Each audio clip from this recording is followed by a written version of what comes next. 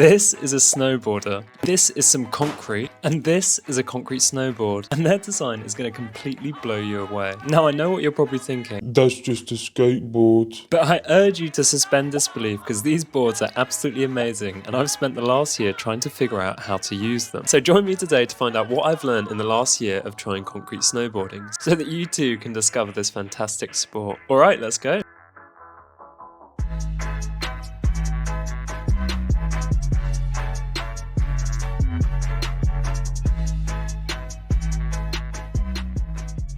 Yo, so welcome back to the Easy Riders channel, where we review the most incredible concrete snowboarding content, otherwise known as freeboarding, and where we go on adventures throughout my city so that you too can turn your local spots into concrete snow slopes. Today we are going to be traveling around the world reviewing clips from some of the best freeboard riders around the world. We'll be traveling from California to Canada and even visiting over 100 kilometers of roads in France. Not only this, but in the last year I've spent so much time practicing concrete snowboarding, and so I'd like to share with you all of the things that I've learned so that you don't have to spend as much time as I did figuring out whether it's the sport for you. So freeboard have been around for over 20 years, and the basic principle of these kinds of skateboard is to emulate the sensations of snowboarding on concrete. You've got hooks to hold you in so that you can hold the edges, and you've got these extra spinning center wheels in the middle. And thanks to those two spinning center wheels, you reproduce the two edges that you would find on a snowboard. So now that we're done with the main goal of freeboarding, let's see what you can do with them. So the main skills that go into freeboarding are essentially related to how you carve down hills.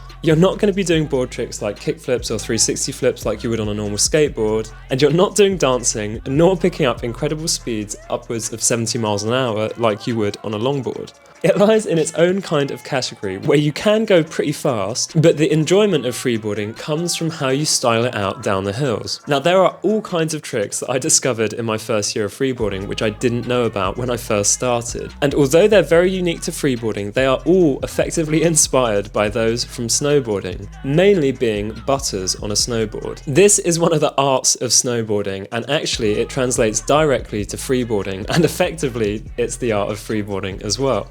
I think the main tricks that I thought there were spins and carves and doing some basic tricks at the skate park. But what I discovered is that one of the main skills in freeboarding comes from making your downhill riding look incredibly steezy. It's an art of balancing your weight so that you can hold the right edge at the right time and not catch the edge and seriously pay the price. And I think this demonstrates one of the big misconceptions about freeboarding, which I hear all the time, and that is that it looks very easy. The fact is, the only reason it looks easy is because you're often watching clips of some of the best freeboard riders in the world, and of course they're going to make it look easy because they have practiced riding the freeboard so much that inevitably it does start to look easy when caught on camera. So in order to demonstrate some of the skills that go into freeboarding, let's fly to Canada to review a freeboard clip that I only discovered this week. Again, it's from Entitlement Urethane, who have produced some of the best freeboarding content out there. The video is called Roofless in Canada, and it is a prime example of the highest quality freeboard content out there, mainly because they're filmed on incredibly high quality cameras and often with Bentley Anderson sitting down on a longboard in order to capture the best angles of the freeboard riders. And this video is no exception. They absolutely demolished the roads in Canada, with riders including Bentley Anderson, Mike Hoppy and Naim completely steezing it out on these Canadian roads. One of my favourite clips in this video comes when Bentley Anderson spins into switch and then center wheels while riding in switch.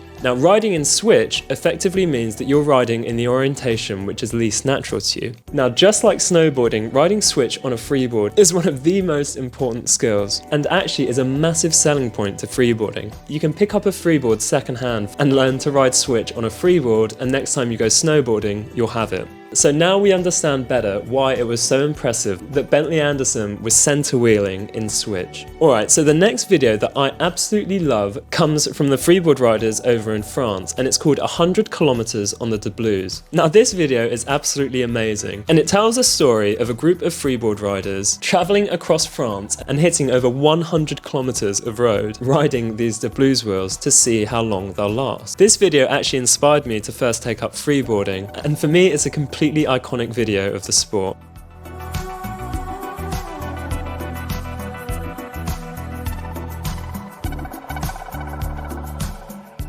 This video will always have a special place for me because it's what got me into freeboarding. I think especially the vlog format for this video worked really well, and I really think that they were onto something with it. And what I love about it is how it takes the viewer on a freeboard adventure with the French crew. It gives updates on how they start to get chased by a storm and so much more. I highly recommend you check it out. It's a fantastic video. Finally, let's fly to California to watch one more entitlement urethane video in which we can see the fundamental differences between longboarding and freeboarding. This video perfectly demonstrates how different these sports are, and the riding is fantastic from both the freeboarders and the longboarders. Now, I am no means a longboarder and I definitely don't know how to ride them fast, but there's a particular clip in this video that I think looks really cool from the longboard rider, and that's when he drifts into switch and then drifts back out. And it's always funny to watch the freeboarder try and keep up with the longboarder. I mean, just here, he seriously pays the price for trying to go so fast.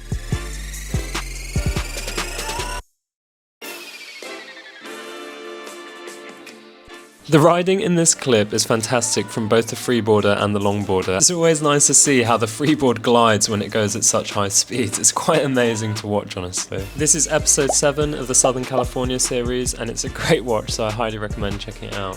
Watching clips like this in my year of freeboarding really taught me what the fundamental ideas of freeboarding are. All of these videos show the international nature of freeboarding, and this is probably the biggest thing I learned in my year of learning to concrete snowboard, and that is that the community is completely worldwide, with events ranging from Switzerland, France, and all other areas of Europe to the US and so many more. I think I took up the sport thinking it would be really cool to carve around my city, but the biggest thing that I didn't know about freeboarding was how you can effectively travel worldwide and meet awesome people and then ride their spots and turn them into concrete snow slopes. So maybe you have seen lots of freeboard videos, but this international aspect of the sport cannot be overstated. And just this week, they announced the most incredible lineup for the events this year. They are the best way, bar none, to learn freeboarding. So I urge any of you that are interested in learning to freeboard to check out the events list over on the Freeboard Europe page, and I hope to see some of you at the events this year. So yeah, I hope that that's given you a nice overview on what to expect if you take up freeboarding. Despite what a lot of comments might say, it is not like a skateboard and it's definitely not like a longboard. And although it's definitely a niche sport, it is absolutely adored by those who ride it. It's really hard to express how much fun freeboarding is, and I highly recommend you check it out. It's been a fantastic year learning the sport, and I really can't wait for all that there is to come. Now, as a small announcement, I've never been snowboarding before, but this February I will be going on a trip with some other freeboard riders. I'll be sending it as much as I can, and hopefully will prove once and for all that freeboarding is concrete snowboarding. If you made it this far, then honestly thank you so much for watching. I'd love to hear your thoughts in the comments below. Otherwise, I hope you've enjoyed the video and have a good one.